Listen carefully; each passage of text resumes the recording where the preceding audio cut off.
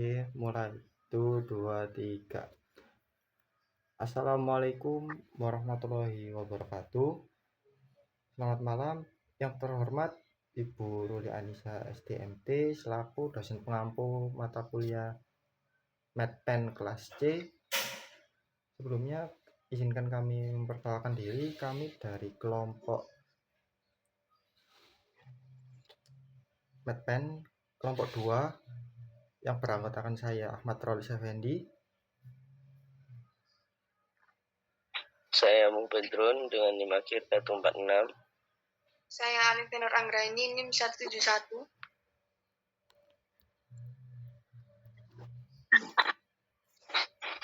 Izinkan kami untuk mempresentasikan hasil kerja kami mengenai penelitian untuk mata kuliah untuk UAS Medpen tentang evaluasi postur duduk di kelas pada mahasiswa Teknik Industri angkatan 2023 untuk mengurangi resiko low back pain. Pemilihan topik ini didasarkan karena kami melihat banyaknya teman-teman angkatan mahasiswa yang postur duduknya itu tidak ergonomis dan menimbulkan banyak keluhan tentang low back pain. Masuk ke bab 1 pendahuluan.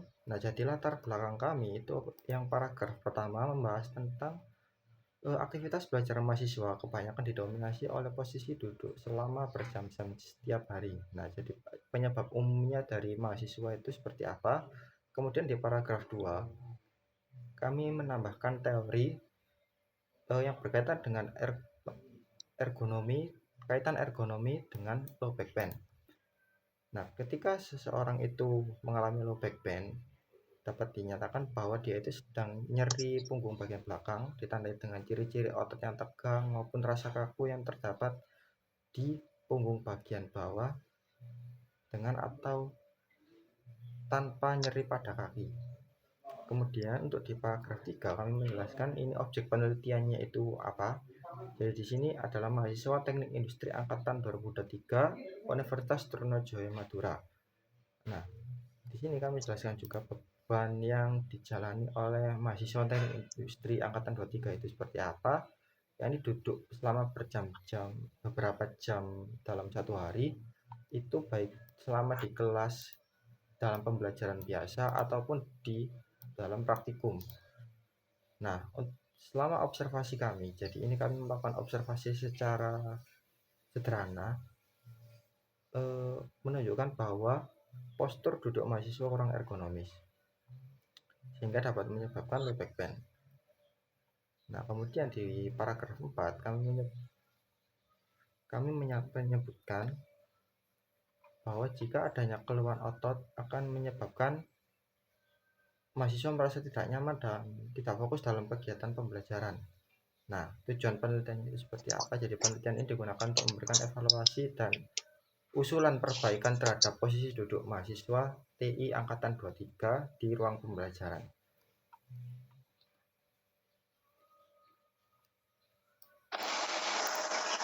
Oke, poin selanjutnya di sini ada rumusan masalah.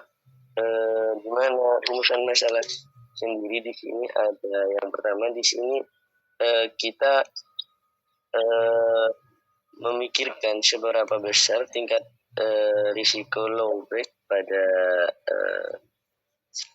mahasiswa teknik industri angkatannya kita. Nah, yang kedua di situ kita memikirkan faktor-faktor apa aja yang paling berpengaruh pada keluhan low back pada mahasiswa teknik industri angkatan 23. Yang ketiga di sini ada bagaimana usulan perbaikan yang dapat diberikan untuk mengurangi tingkat risiko dari low back-nya sendiri kepada mahasiswa teknik industri angkatan 23.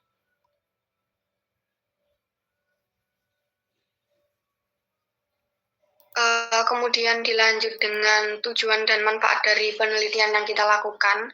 Yang pertama itu ada tujuan. Tujuan kami memberikan 3 tujuan. Yang pertama itu menganalisis tingkat resiko low back pain yang dialami mahasiswa teknik industri angkatan 2023 menggunakan Nordic body map, dan rula. Kemudian yang kedua, mengidentifikasi faktor-faktor yang berpengaruh terhadap terjadinya low back pain. Nah, yang ketiga, memberikan usulan perbaikan untuk mengurangi resiko dari low back pain berdasarkan dari hasil analisis yang telah kami lakukan.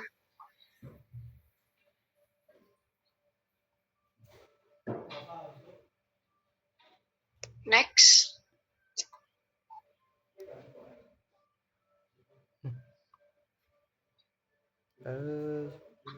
Wait. Kalian kelihatan nggak Rek, di screen-nya? Kok di sini nggak kelihatan? Elit. Spesialis.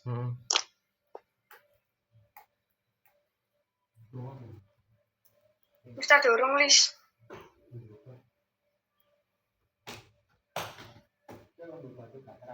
Kemudian ada manfaat. Yang pertama itu manfaat bagi objek penelitian. Yang pertama bagi mahasiswa, yaitu meningkatkan kesadaran akan pentingnya postur duduk yang benar untuk mengurangi resiko dari LBP atau low back pain. Kemudian manfaat bagi universitas atau departemen, yaitu memberikan data dan rekomendasi untuk perbaikan fasilitas belajar demi kesehatan dan kenyamanan mahasiswa. Kemudian yang kedua ada manfaat akademis, yaitu manfaat bagi pengetahuan. Yang pertama, menambah khasana penelitian mengenai penerapan ergonomi dan duduk lingkungan pada dunia pendidikan.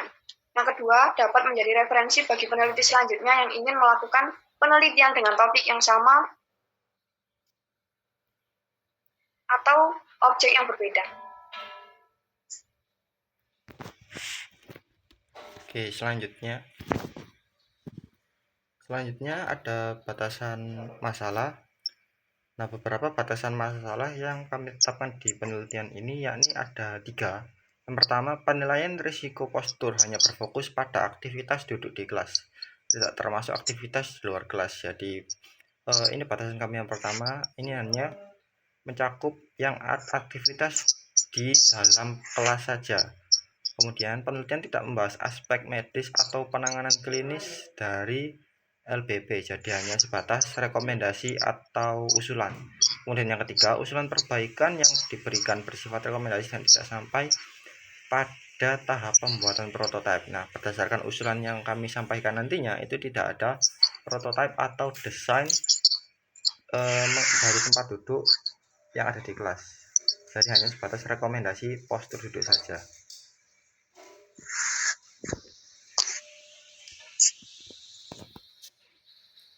Untuk selanjutnya ada metodologi penelitian, yang dimana metodologi penelitian di sini kami menggunakan metode untuk kuesioner. Kita menggunakan NBM, yang dimana Nordic Body Map, dan metode penilaiannya sendiri di sini kita menggunakan metode rula. Kemudian dilanjut dengan sistematik penulisan. Proposal yang kami susun itu menggunakan sistematik bab 1 pendahuluan, menjelaskan tentang latar belakang masalah, rumusan masalah, tujuan dan manfaat, batasan masalah, metodologi penelitian, dan sistem penulisan. Kemudian di bab 2, kami menjelaskan tentang tinjauan teori yang berisikan landasan teori, konsep-konsep terkait, kajian penelitian yang terdahulu, maupun topik yang relevan dengan topik yang kita ambil. Kemudian pada bab ketiga, metodologi penelitian menjelaskan jenis penelitian, pendekatan yang digunakan, lokasi dan waktu penelitian, populasi dan sampel, metode pengumpulan data, serta analisis data. Yang terakhir, yakni daftar pustaka, yaitu memuat referensi yang kita gunakan sebagai landasan dalam penyusunan proposal metodologi penelitian.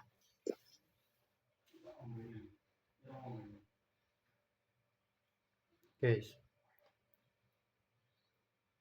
Selanjutnya di bab 2 tinjauan pustaka, ini ada beberapa teori yang kami gunakan. Yang pertama ada konsep postur duduk dari Hidayat tahun 2021, postur duduk adalah sebuah susunan geometris dari bagian tubuh hubungan dengan tubuh lain.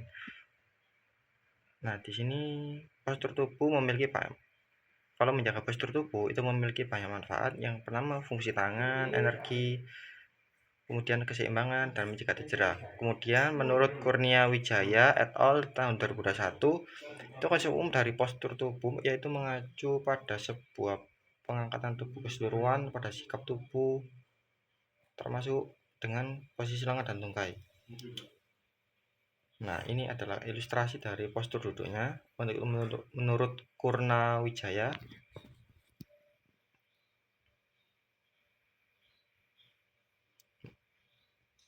Nah, di dalam tubuh itu terdapat tulang, sendi, jaringan, dan jaringan lunak. Nah, postur tubuh yang baik itu sangat penting untuk menjaga kesehatan tulang belakang dan keseimbangan tubuh secara keseluruhan.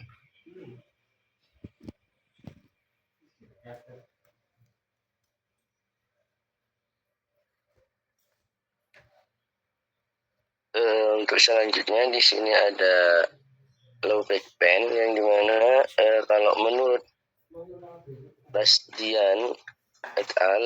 2023, low back pain itu merupakan rasa sakit yang muncul pada bagian pinggul bawah. Low back pain sendiri di sini bisa ditetapkan terasa bahwa lebih dari 24 jam.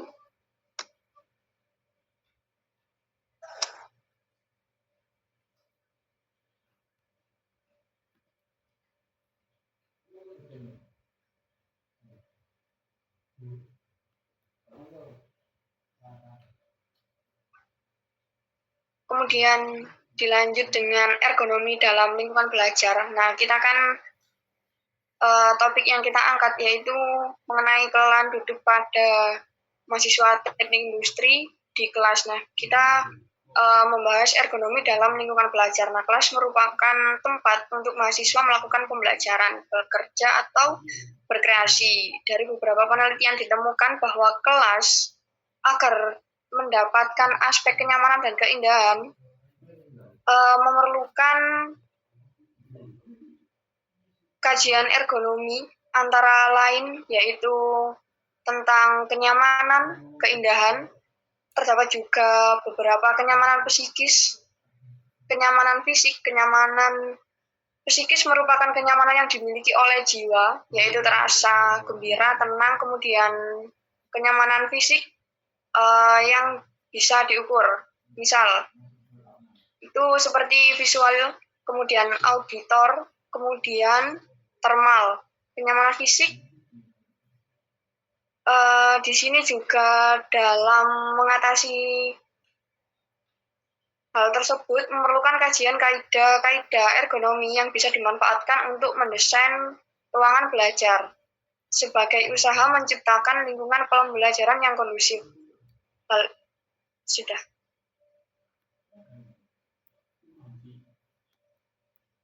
Selanjutnya di 2004 berkaitan dengan evaluasi postur duduk. Ini menurut Erawan et al. Tahun 2025. Jadi evaluasi postur duduk terdiri dari 2 poin utama, yaitu pengamatan secara visual dan pengukuran sudut postur. Nah, jadi dari pengamatan visual ini dilakukan pengamatan secara langsung terhadap postur duduk dari pasien atau dari objek saat aktivitas duduk itu tadi. Kemudian menentukan ketidakseimbangan atau kelainan postur tubuh yang memiliki pengaruh itu di bagian mananya. Nah, kemudian menurut dari et al., sikap duduk ergonomi merupakan posisi duduk yang dilakukan secara efektif di lantai atau lapangan, baik dalam posisi tegak maupun bersandar pada dinding atau sandaran kursi. Nah, di sini jika sikap duduk yang tidak ergonomis biasanya ditandai dengan posisi punggung berbentuk J atau duduk dalam jangka waktu terlalu lama tanpa ada dukungan yang tepat. Jadi dapat menimbulkan tekanan berlebihan pada punggung dan menyebabkan ketidaknyamanan atau rasa nyeri.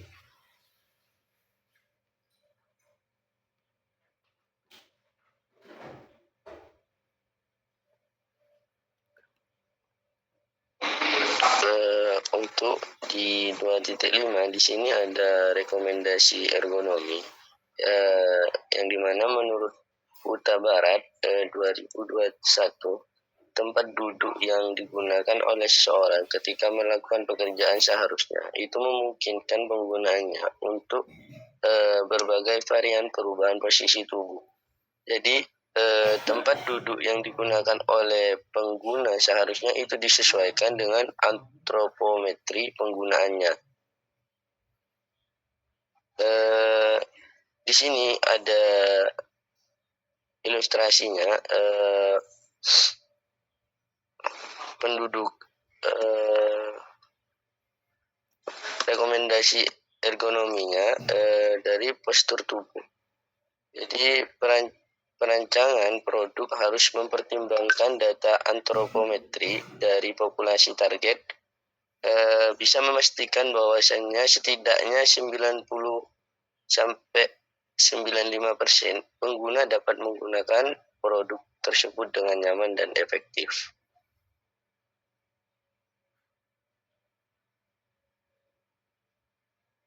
Kemudian ada rumus solving. Rumus solving merupakan salah satu metode untuk menentukan ukuran sampel yang akan digunakan pada pengambilan data. Nah, dalam rumus solving, secara filosofis perhitungan ukuran sampel yang ideal harus mempertimbangkan variabilitas data serta distribusi probabilitas dari variabel acak dalam populasi. Karena kedua aspek tersebut merupakan elemen yang penting dalam statistika. Kemudian rumus solving dijabarkan dengan N sama dengan N per 1 ditambah N E kuadrat. Nah, di sini keterangannya yaitu N kecil merupakan jumlah sampel yang akan diambil. Kemudian N besar merupakan ukuran dari populasi, serta E merupakan tingkat kesalahan. Nah, rumus solving ini digunakan untuk dari populasi yang kita dapat. Nah, nanti digunakan untuk mengambil sampel yang akan digunakan pada pengolahan data. Selanjutnya, sistem muskuloskeletal. Ini menurut data baru tahun 2017. Jadi keluhan sistem pada muskuloskeletal adalah gangguan pada otot, tulang, sendi, ligamen, dan tendon yang dirasakan oleh seorang mulai dari ringan hingga nyeri berat. Nah, keluhan ini bisa disebabkan pada beberapa faktor termasuk beban statis yang berulang. Nah, keluhan ini biasanya disebut MSDS. Kemudian di keluhan muskuloskeletal itu ada macamnya seperti nyeri otot dan sendi dapat disebabkan beberapa faktor termasuk peregangan yang berlebihan, aktivitas berulang, dan postur tubuh yang tidak alami. Ini bisa dibilang seperti saat postur duduk juga.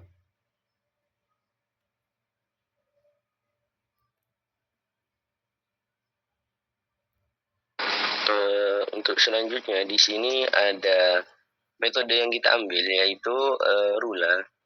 Jadi metode yang kita ambil menurut UTA Barat 2017, RULA sendiri di sini merupakan sebuah metode yang digunakan untuk menilai postur, gaya, dan gerakan aktivitas kerja untuk mengestimasi terjadinya cedera dengan fokus pada tubuh bagian atas seperti gerakan repetitif dan aktivitas yang memerlukan kekuatan otot.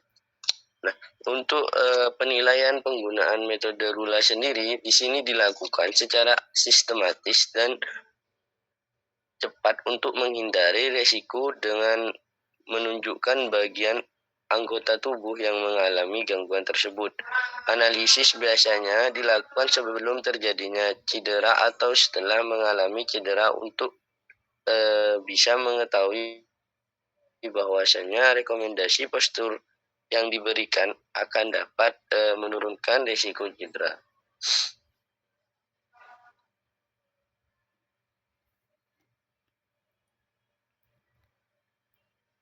Nah, selanjutnya Nordic Body Map atau NBM. Jadi NBM ini bisa dibilang suatu metode untuk kuesionernya. Jadi cara kita untuk mengetahui low backband dari mahasiswa yaitu dengan kuesioner. Nah, kuesioner itu pakai metode Nordic Body Map. Jadi Nordic Body Map ini merupakan teknik penilaian bersifat subjektif di mana keberhasilan sangat bergantung pada kondisi pekerja. Kondisi pekerja di sini yang dimaksud adalah objek penelitian saat penilaian dilakukan serta pada keahlian pada pengalaman observasi. Jadi metode ini telah banyak digunakan oleh para ahli ekonomi karena memiliki validitas dan reliabilitas yang cukup baik dalam menilai tingkat keparahan gangguan sistem muskuloskeletal. Jadi di dalam metode ini mencakup 27 bagian otot skeletal di sisi kanan dan kiri tubuh. Dari kuesioner ini memungkinkan identifikasi bagian tubuh yang mengalami gangguan, dari tingkat ringan hingga ke sangat sakit. Nah, untuk penilaian di metode kuesioner ini, itu menggunakan skala Likert 4 poin dengan definisi operasional yang jelas. Jadi skala Likert ini memungkinkan penilaian lebih detail terhadap tingkat keparahan keluhan pada otot skeletal.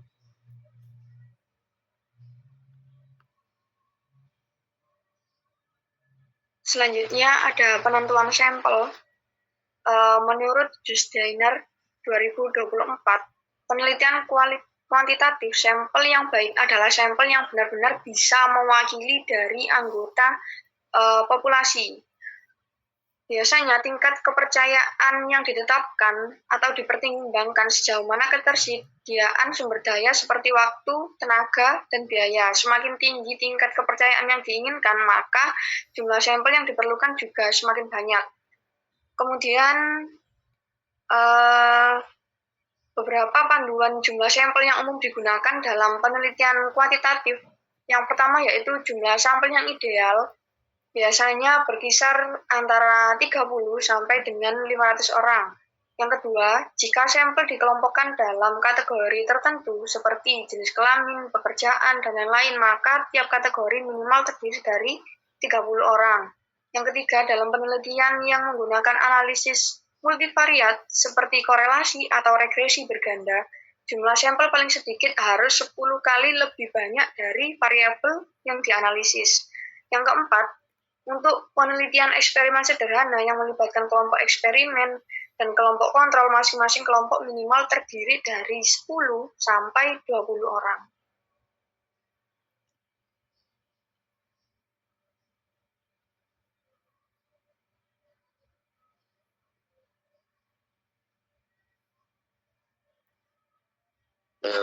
Data sekunder menurut Janto 2013, data sekunder merupakan data yang telah dikumpulkan oleh pihak lain untuk tujuan tertentu, bukan oleh peneliti sendiri. Nah, dalam hal ini yang memanfaatkan atau mengakses dan meminta data yang sudah tersedia seringkali sudah dalam bentuk informasi.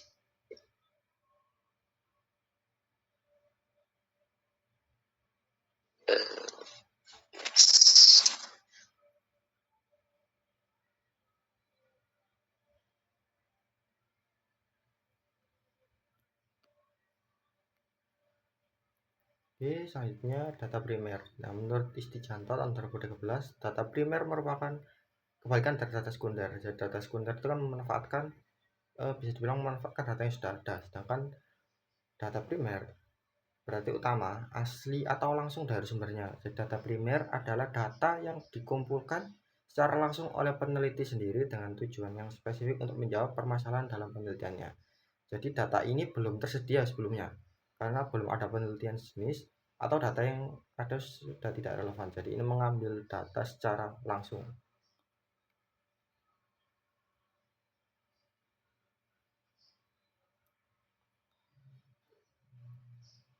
Kemudian ada ANOVA atau Analysis of Variance. Menurut Amalia 2023, ANOVA adalah salah satu jenis uji parametrik yang digunakan untuk menganalisis perbedaan rata-rata dari lebih dari dua kelompok. Metode ini menghasilkan output bernilai F, kemudian nilai tersebut dibandingkan dengan nilai F pada tabel, jika F hitung lebih besar daripada F tabel, maka hipotesis 0 atau H0 ditolak. Dan hipotesis alternatif atau H alternatif diterima, yang menandakan adanya perbedaan signifikan antara kelompok. Uji ANOVA sering diterapkan dalam penelitian eksperimental yang melibatkan beberapa perlakuan.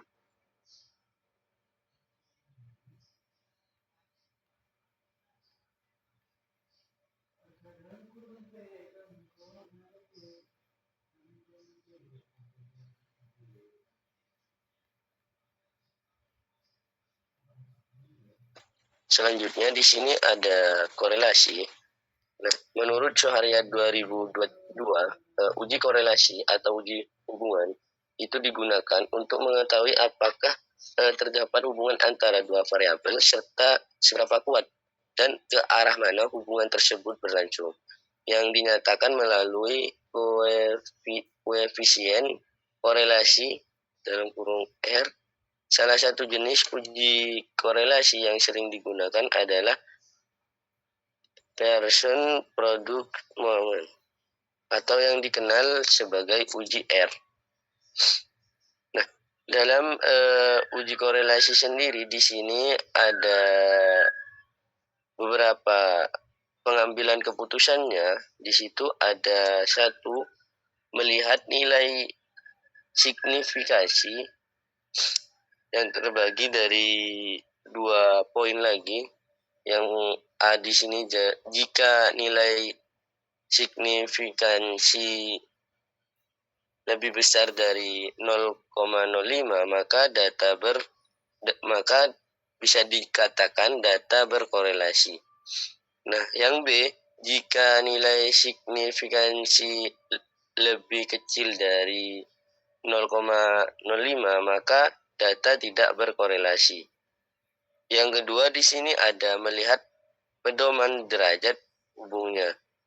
Yang pertama di sini ada nilai Pearson korelasinya 0,00 sampai 0,20, artinya itu tidak ada korelasi. Yang B di sini nilai Pearson correlation-nya di sini 0,21 sampai 0,40, artinya korelasi lemah. Yang C di sini nilai Pearson correlation-nya 0,41 sampai 0,60, artinya korelasinya sedang.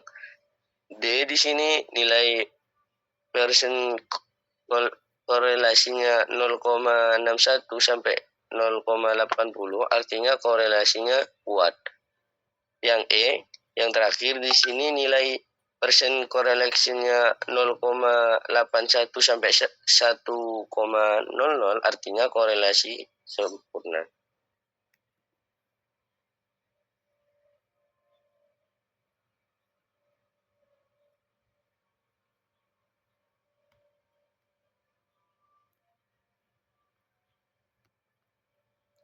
Selanjutnya regresi, ya menurut Ipman tahun 2018 itulah regresi ini digunakan untuk menggambarkan proses umum dalam memprediksi suatu variabel. Jadi dalam hal tinggi badan anak berdasarkan variabel lain yaitu tinggi badan orang tua. Jadi konsep regresi ini kemudian diperkuat oleh Carl Pearson yang melakukan analisis menggunakan lebih dari 1000 data. Seiring dengan perkembangan ilmu statistik, jadi analisis regresi itu merupakan metode statistik yang digunakan untuk menggambarkan hubungan fungsional antara variabel respon tergantung dengan satu atau lebih variabel prediktor atau variabel bebas.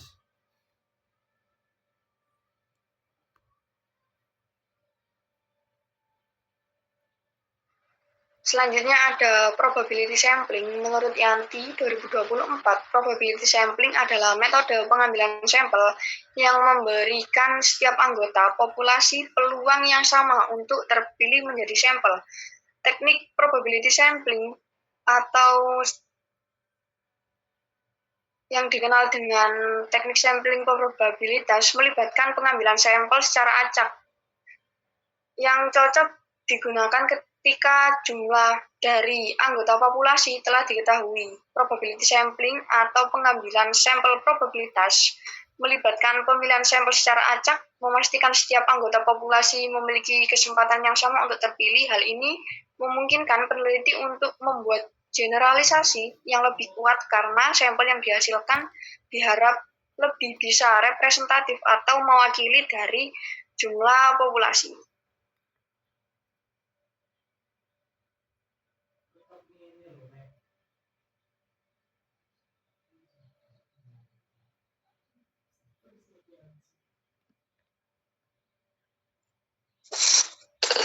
Oke, selanjutnya di sini masuk ke bab 3, metodologi penelitian. Pada metodologi penelitian sendiri di sini ada beberapa subbab. Yang pertama di sini ada jenis penelitian, objek dan subjek penelitian, lokasi dan waktu penelitian, metode pengumpulan data, metode pengolahan data dan analisis data, serta prosedur penelitian. Nah, yang pertama di sini ada jenis penelitian, yang dimana penelitian ini menggunakan pendekatan deskriptif,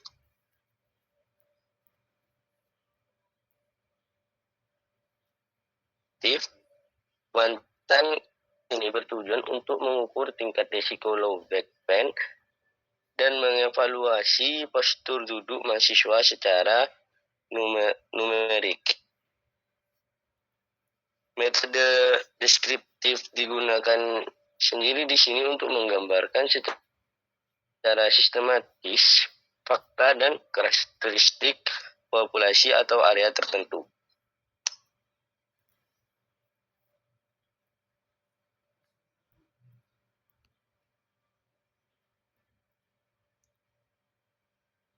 Oke, selanjutnya objek dan subjek penelitian. Nah, jadi populasi dalam penelitian ini adalah mahasiswa teknik industri angkatan 2023 Universitas Trunojoyo Madura yang aktif mengikuti perkuliahan dan praktikum di kelas pada semester genap tahun akademik 2024-2025. Nah, jadi sampel penelitian ini akan ditentukan menggunakan teknik proportive sampling. Nah, kriteria yang digunakan dalam pemilihan sampel yaitu ada beberapa. Pertama, mahasiswa TI UTM angkatan 2023. Yang kedua, aktif dalam perkuliahan dan praktikum. Yang ketiga, bersedia menjadi responden penelitian. Nah, jadi jumlahnya itu ditentukan berdasarkan rumus Lovin. Untuk objek penelitiannya itu meliputi postur duduk mahasiswa saat proses pembelajaran teori dan praktikum. Lalu yang kedua, keluhan muskuloskeletal khususnya low back pain yang dialami oleh mahasiswa. Dan kemudian yang ketiga, faktor-faktor yang diduga mempengaruhi postur duduk dan low back pain seperti durasi duduk, jenis kursi yang digunakan, dan karakteristik demografi mahasiswa.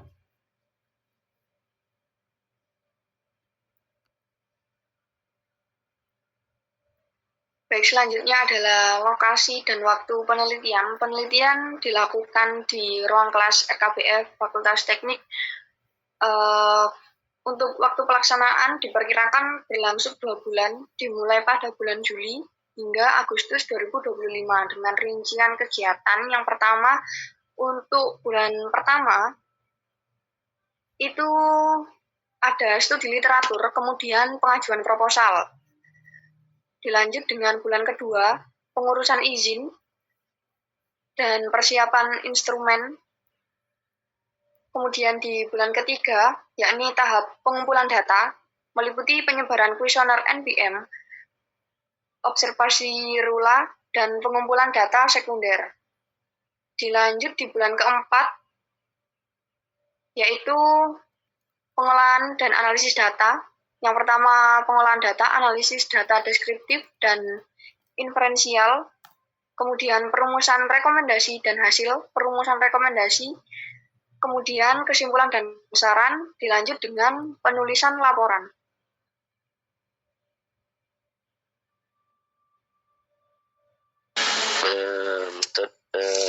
Oke, selanjutnya di sini metode pengumpulan data.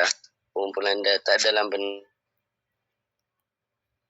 penelitian ini akan dibagi menjadi dua jenis, yaitu data primer dan data sekunder.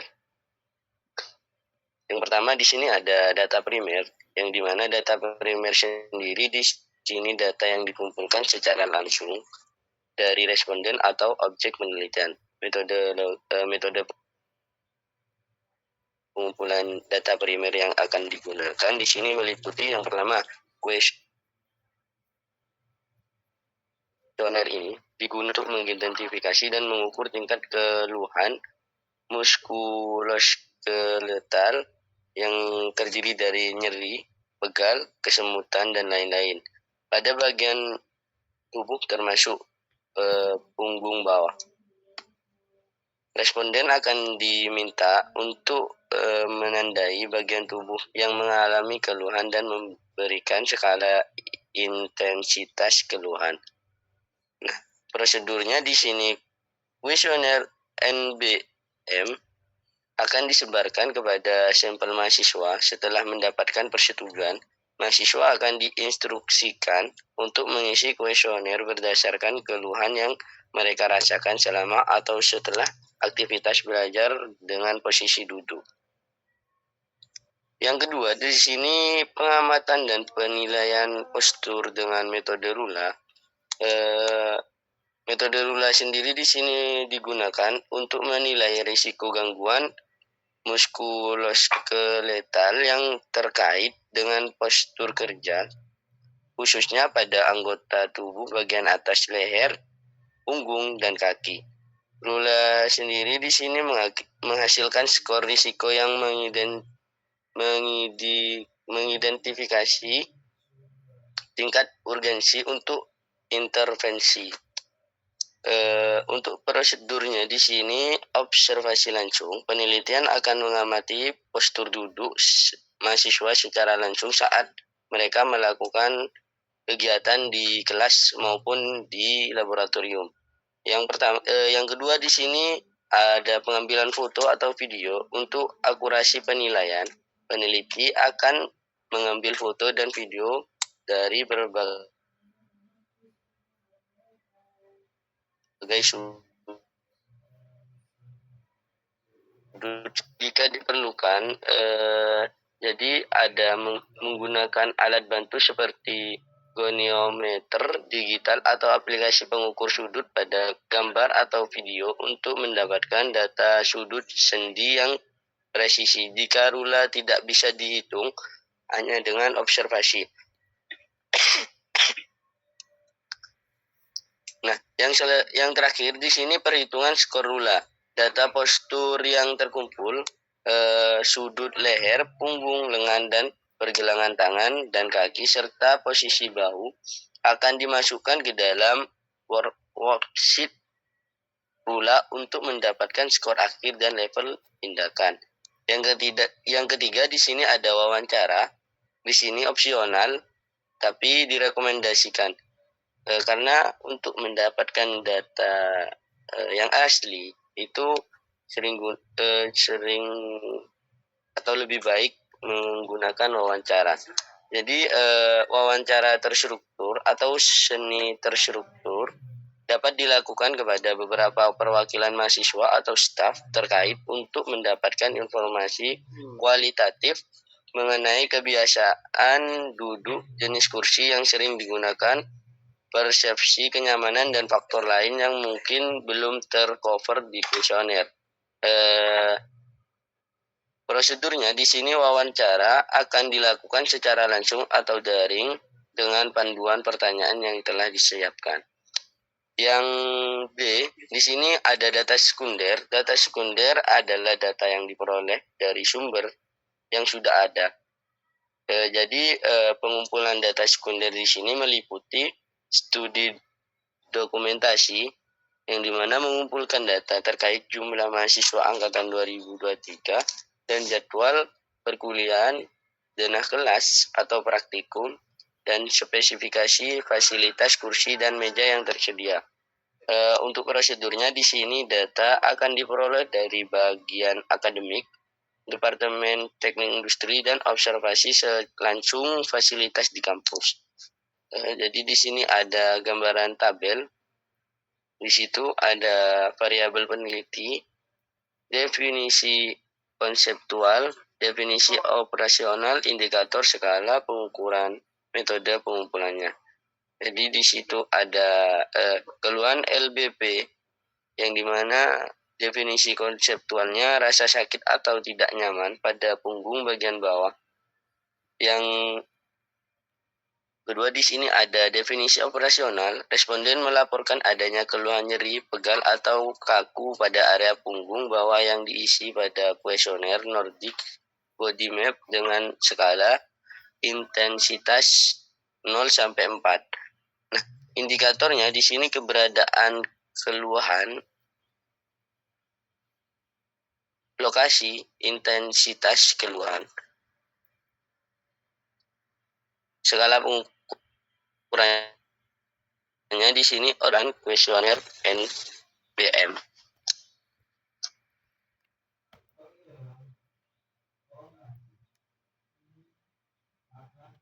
Nah, untuk selanjutnya metode pengolahan dan analisis data. Jadi data yang telah terkumpul akan diolah dan dianalisis melalui beberapa tahapan. Di antaranya yang pertama pengolahan data. Pertama di pengolahan data itu ada proses editing. Itu untuk memeriksa kelengkapan dan konsistensi data dari kuesioner, NBM, dan hasil observasi Rula. Lalu yang kedua, coding. Coding ini memberikan kode numerik pada data kategorikal untuk memudahkan proses analisis statistik nantinya. Jadi dikasih kode-kode unik pada setiap datanya. Nah, kemudian tabulating itu mentransfer data yang sudah bersih ke dalam tabel atau Microsoft Excel, dan selanjutnya dilakukan untuk perhitungan dan analisis data. Nah, selanjutnya yang B, analisis data dilakukan untuk menjawab setiap rumusan masalah. Jadi untuk rumusan masalah 1, seberapa besar tingkat risiko LBP yang dialami oleh mahasiswa TI angkatan 23 akibat proses duduk. Jadi NBM atau Nordic Body Map, data kuesioner akan dianalisis secara deskriptif untuk mengetahui persentase mahasiswa yang merasakan keluhan LBP. Lalu analisis Rula, skor Rula untuk setiap mahasiswa akan dihitung dan dikelompokkan berdasarkan level tindakan action level 1 sampai 4. Jadi analisis deskriptif ini digunakan untuk menunjukkan persentase mahasiswa pada setiap level resiko dengan visualisasi postur. Untuk visualisasi posturnya tidak perlu.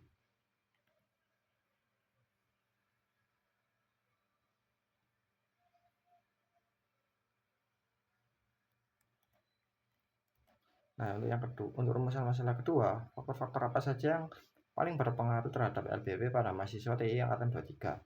Jadi analisis korelasi atau regresi untuk mengidentifikasi hubungan antara faktor-faktor. Baik itu, nah ini contohnya ada durasi duduk, jenis kursi, karakteristik postur lah. Jadi dengan tingkat keluhan LBP dari NBM atau skor risiko Rula, uji statistik seperti korelasi Pearson atau Spearman atau regresi logistik atau linear dapat digunakan.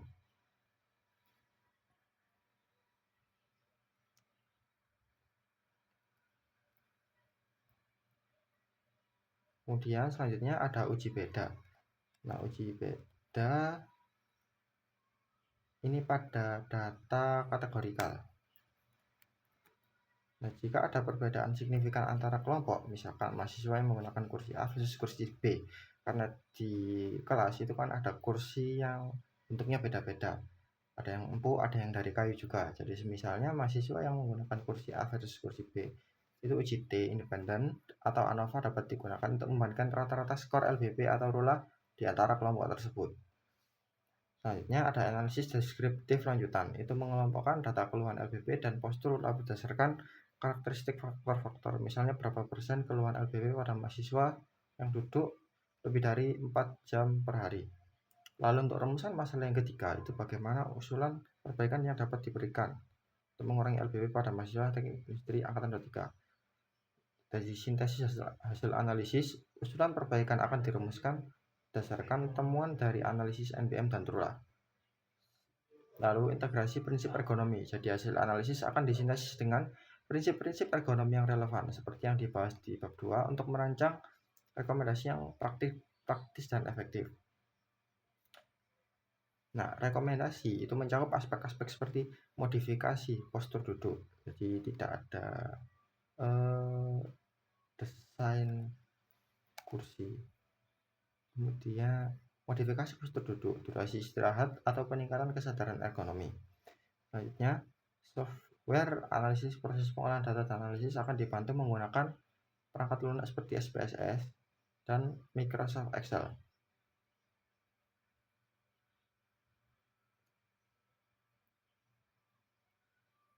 Kemudian yang terakhir yaitu prosedur penelitian. Penelitian yang kita lakukan terdiri dari beberapa tahap. Yang pertama yaitu tahap persiapan. Dalam tahap persiapan kita melakukan studi literatur, yaitu mendalami terkait ergonomi postur duduk, low back bend, Nordic body map, dan rula. Kemudian penyusunan proposal skripsi, pengurusan perizinan penelitian di UTM dan Departemen Teknik Industri, dilanjut dengan persiapan instrumen penelitian seperti kuesioner NBM, lembar observasi rula, dan perangkat dokumentasi seperti kamera. Yang kedua, yaitu tahap pengumpulan data. Tahap pengumpulan data berisi tentang sosialisasi dan penjelasan kepada calon responden mengenai tujuan dan prosedur pengisian kuesioner.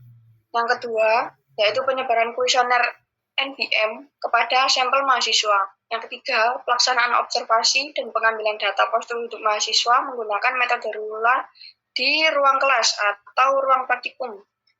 Selanjutnya, pengumpulan data sekunder, yaitu jadwal, spesifikasi kursi atau meja, dan lain-lain. Setelah itu melakukan wawancara jika ada dengan mahasiswa terkait atau pihak terkait. Yang ketiga yaitu tahap pengolahan dan analisis data. Tahap ini meliputi input data dari kuesioner NBM dan hasil observasi rula ke perangkat lunak statistik, kemudian pembersihan data atau data cleaning dan validasi, dilanjut dengan melakukan analisis deskriptif untuk tingkat keluhan low back bend dan level resiko rula, kemudian melakukan analisis inferensial atau korelasi regresi uji beda untuk mengidentifikasi faktor-faktor yang berpengaruh. Dilanjut dengan interpretasi hasil analisis. Tahap keempat yaitu tahap perumusan rekomendasi dan kesimpulan. Dalam tahap ini, yang pertama ada merumuskan usulan perbaikan ergonomis berdasarkan hasil analisis data dan kajian teori. Kemudian menyusun kesimpulan penelitian yang menjawab dari rumusan masalah. Yang ketiga, mengembangkan saran untuk penelitian selanjutnya.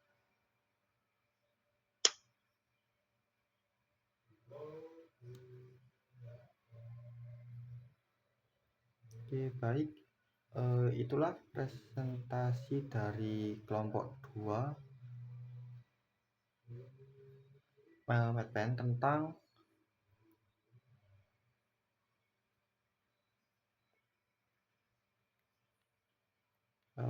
evaluasi postur duduk di kelas pada mahasiswa TKI Angkatan 2023 untuk mengurangi risiko LBB.